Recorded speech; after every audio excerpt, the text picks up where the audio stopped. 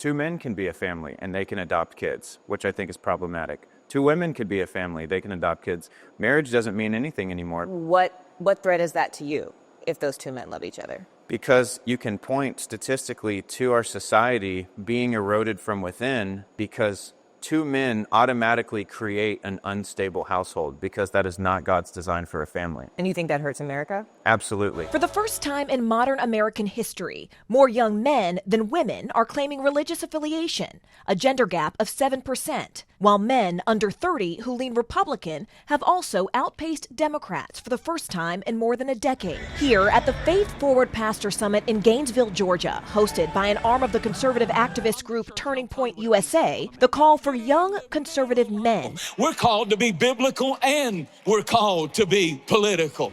Is finding a bigger audience than ever before. Are you seeing more young men, Gen Z, come into the church?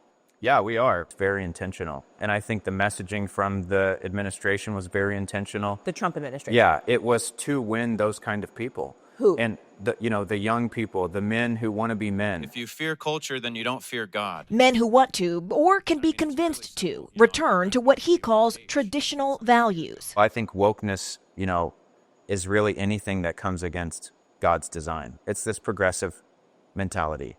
Wokeness is like DEI.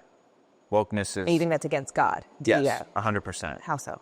Well, I mean, it is everything it claims to be against. DEI is discriminatory.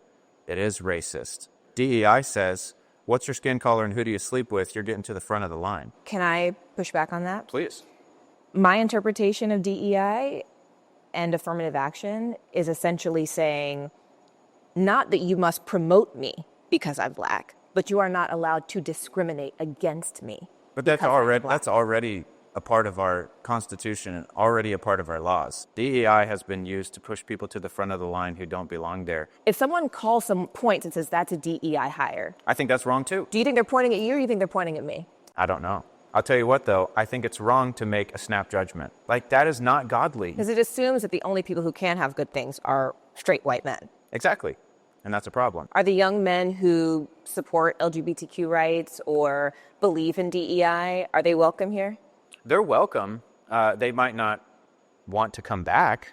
A sentiment that's echoed in recent polling. 67% of the country says homosexuality should be accepted, but less than half of young Christian men agree, creating a dramatic split with their Christian female peers, one that experts say could have an impact for decades to come.